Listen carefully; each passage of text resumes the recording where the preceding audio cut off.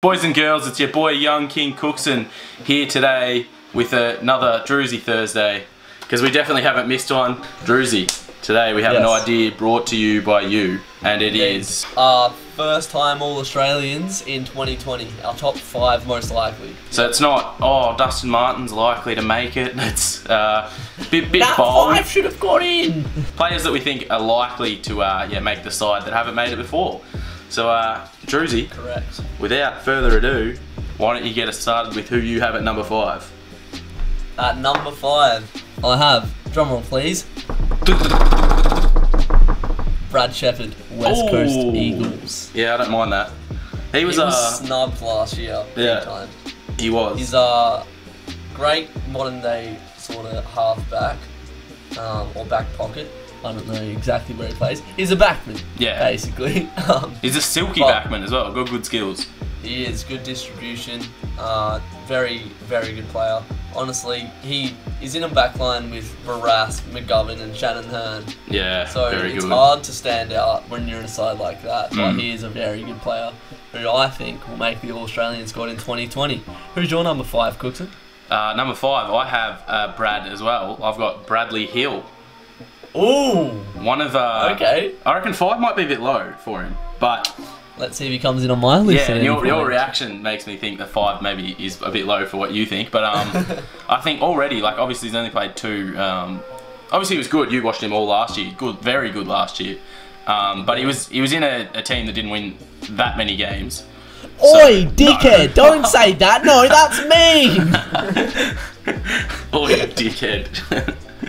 No, well, the Saints this year have a lot of hype around them. I'm not sure that they're going to be as good as people are saying, but I think they're going to be a lot better. And I think one of the main reasons is going to be because of Hill. Like, even I know he's only played the pre-season matches and stuff, but he just changes that complete team. He's silky, fast, runs all day. He's one of like the genuine wingmen left, but I think he's going to play a lot of like midfield time for the Saints this year. I think he's going to be coming off half back. He can do it all, young Bradley. I'm not going to add anything to that because he may or may not be in my list. Alright. So I think we move on to number 4. So, alright. Would you like to go back to back? Yeah, I'll go back to back. Number 4, I have Mr. Ben Brown. Boner! I think he's, over the last 3 seasons combined, he's kicked the most goals in the comp out of any other player. Wow. Last year, he was robbed of the Coleman, and I think if he wins the Coleman last year, he gets in.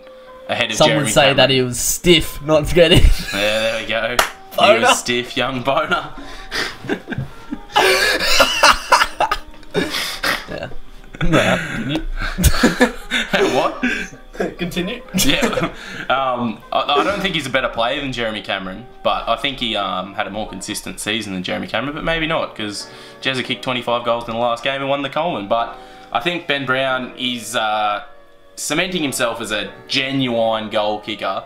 I don't think, like, even as an North fan, I don't think he's the best forward in the comp, because you have forwards like Tom Lynch and Jeremy Cameron and Buddy Franklin that you could play him in the midfield if you need to, but Ben Brown is literally like, if he doesn't mark the ball, he's like pretty useless, which I don't like to say, because I love the bloke, but like, yeah, he's very good at kicking goals, and that's his job, and he does it very well. So I think he probably gets robbed a bit because he can't do other things as good as those other blokes. So he gets overlooked a bit, but he's in the team to kick goals, and he does it. Like, we don't need him laying tackles. Like, it'd be good if he could run and lay tackles and spend time in the midfield, but yeah, we don't need him doing that. It's not his role, is it?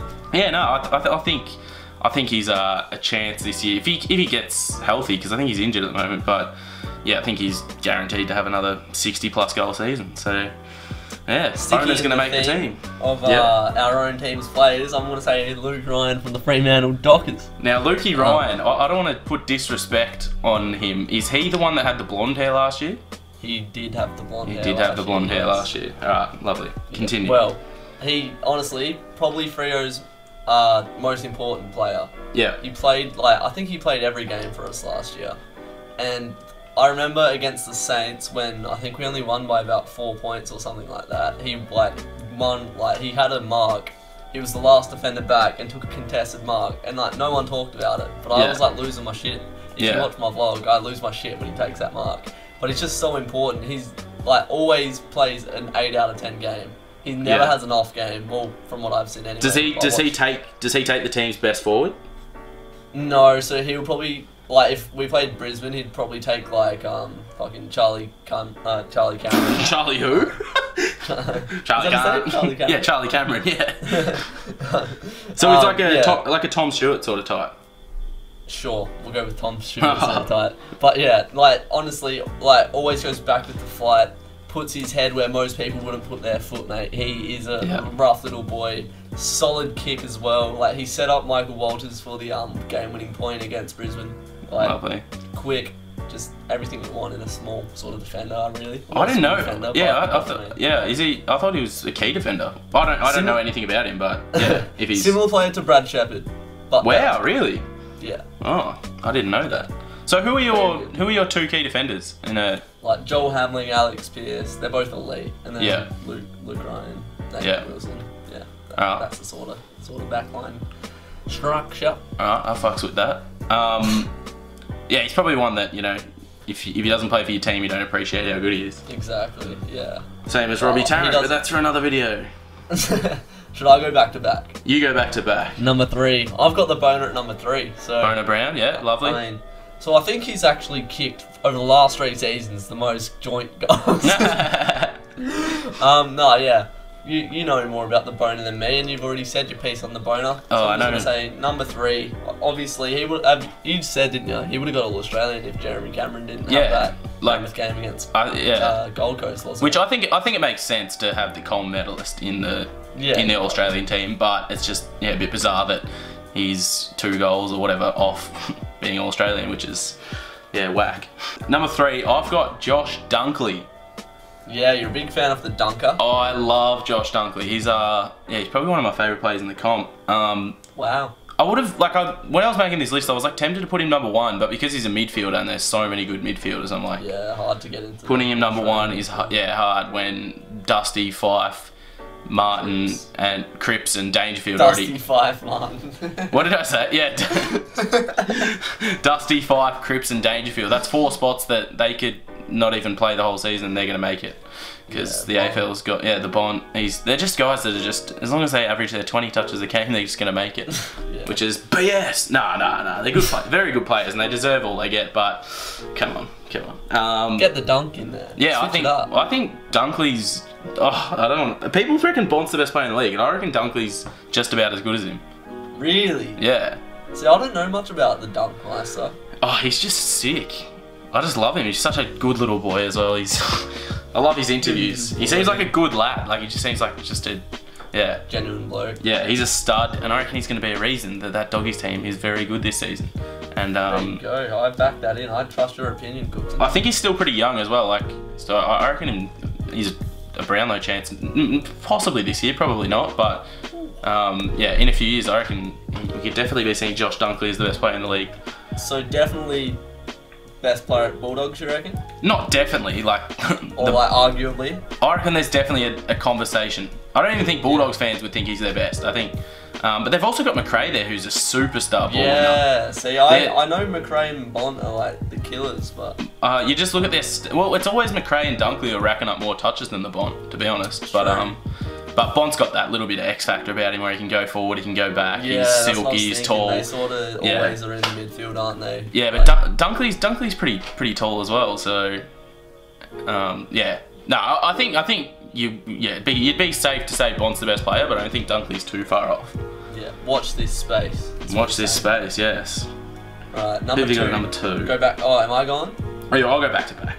I'll go back to back. Number 2 is another midfielder that I reckon is, like, he's got best player in the comp about him, but he's in a superstar midfield. If he didn't get injured last year, could have been a Brownlow chance. I don't know if that actually matches up because we did see the votes and where he was at when he was injured, but Stephen Cornelio.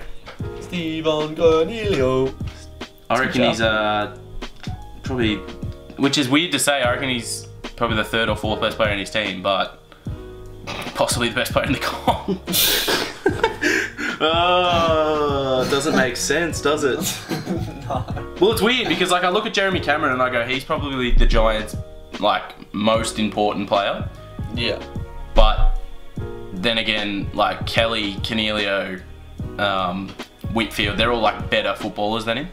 Yeah. So I don't know. Yeah, no, but, I get what you mean. Yeah. So like better in terms of football sort of skill, but Yeah. like in terms of importance to his team, he probably ranks fourth. Yeah. Yeah. Because no one else in the team can do what Jeremy Cameron can do, but you have like a lot of guys that are on a similar level and can do similar things what Canelio can do. But Canelio's a gun, and I reckon it's weird that he's like he would have made All-Australian probably last year if he didn't get injured. So yeah, I agree. I reckon number 2 is pretty safe bet. I've just looked at my list. I think Canelio could have made mine as well. Obviously, Dunkley. I've gone for a bit of a left field one. This isn't a left field one, but I think my list is like very different to how other people would have it. But at number 2, I have Jordan De Goey. Yeah, I don't mind that. I reckon a lot of people would have him very high. He is the most electrifying player I can remember watching in the last 10 years. Name someone that lights up the G more than De Goey does. Cyril Rioli. Yeah, well, where's he now? Yeah, well, yeah, true, but I don't. Yeah, Cyril and Buddy. He's like De Goey. De Goey is like Cyril if Cyril could find his own ball and like I don't know. Yeah. Maybe I'm waffling shit. True, but Cyril could find it when he needed to, like in the forward line and kick a snag. But yeah, true, he gets more touches. Could Cyril flip a game on his head, like on its head though? Like, could Cyril literally just be like, "All right, my time to shine. Yeah. Everyone just watch me do this." I don't think he could. Like, obviously, he'd pull shit out of his arsehole every week. But De Goey is like consistently just shitting on defenders. Yeah, true. He's pretty strong, fast, and all of that. Skillful. Strong, fast, and all of that. That's what you want, really. And I think Collingwood fans will appreciate me saying that. I said this to you, and you weren't happy with the call, but I said the reason De Goey doesn't make my top 5 is because I'm saying most likely, and I don't think it's likely that De Goey plays a full healthy season. Yeah, well, and then I replied to that, you can't predict an injury. True, so but you can. Can't you? You can't. No. How can't you? Like. No, you can't. You don't know nothing. His reputation exceeds itself. Yeah, well, maybe he's doing very good at the moment with his health. So. Yeah, no, I love watching De Goey. He's a stud. I love the Pies as well, but that was why I didn't make him in my top 5. But I wouldn't be surprised if he had a breakout year of sorts, because I think he's had breakout years, he just hasn't been consistently playing. Yeah, so, no, for sure. Yeah. Number 1, I've got... You're number 5, I've got Brad Hill number 1. Wow. Yeah. I reckon that's name fair. A better winger in the competition. True. Name one. Name one. Gaff? Does Gaff count? No. Why not? Why not? He's a cheating little dirty bastard. Bloody beats up teenagers. Yeah, true. We don't condone that. Brad Hill. Hill. Obviously, you watched him all last season. Doesn't stop running at all. Yeah, no, he's like he does have a couple of cock ups here and there, like sloppy ball use. But when you play under Ross Lyon for that long, you probably do get a bit pissed off and don't care as much. So can't blame him really. Yeah, anyway, Brad Hill, I'm putting it number 1. Yeah, no, don't hate that at all. I reckon. Who's your number 1, young King Cookson? I've got. I said it in my AFL Facts video. Go check that out. Nick Haynes from the Giants. Yeah, I thought so. I know it's weird to say, but I think to me it's a lock. I reckon that he's obviously if he doesn't get injured and he just keeps playing the way he plays, like he could shit his pants and forget how to play footy tomorrow. But what? He could shit his pants and forget how to play footy. Is that what happens? Is it? I don't know, but it could happen to him, couldn't it? As bad as on an ACL, you just shoot yourself. What the fuck have I done for my whole career? I've forgotten. No, well, I don't know. I sort of had him for the last 3 seasons. I've been like, oh, he's just a lock. No, not a lock, but like I'm like, he's sort of just behind like Rance, and maybe like McGovern and I don't know who else is the gun backman in the league.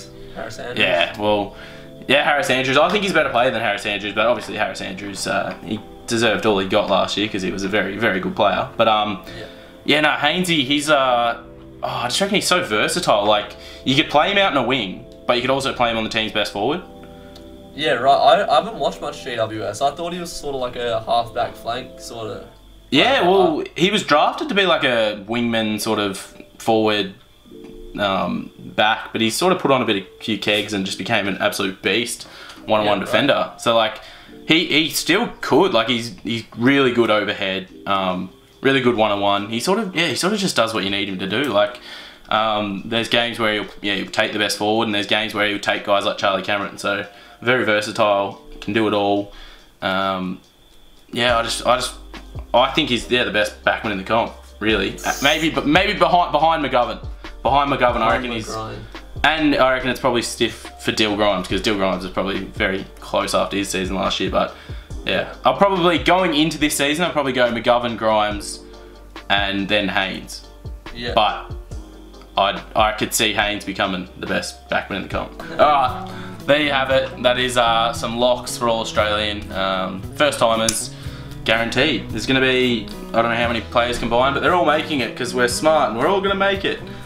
Thanks for watching. Everyone go sub to Drewzy. I'm almost at 1,000 subscribers. 6 subs away, so wowee. You got to actually post some videos though, bro.